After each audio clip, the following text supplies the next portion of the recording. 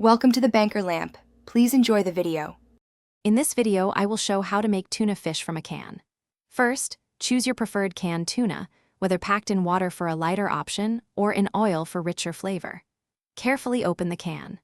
The next crucial step is to drain all liquid completely. Use the can's lid or a fork to press down firmly, ensuring every drop of water or oil is removed. This prevents your tuna salad from becoming watery and ensures a perfect consistency.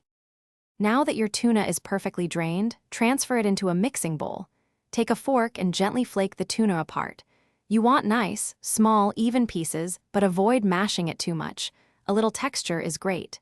Next, it's time to add your creamy base. For a classic tuna salad, about 2 to 3 tablespoons of mayonnaise works wonderfully. You can adjust this amount based on your personal preference for creaminess. To elevate the flavor and add delightful texture, let's incorporate a few key ingredients. First, finely dice about 1/4 cup of celery for a refreshing crunch. For a bit of zing, add 1 to 2 tablespoons of finely minced red onion. If you prefer a milder taste, soak the onion in cold water briefly. Finally, season your mixture with a pinch of salt and a dash of freshly ground black pepper. Mix everything thoroughly until well combined. Your delicious homemade tuna fish is now ready to enjoy.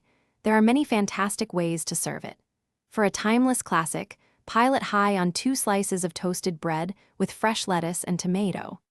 It also makes a wonderful, protein-rich topping for crisp crackers, or scoop it into fresh lettuce cups for a lighter option.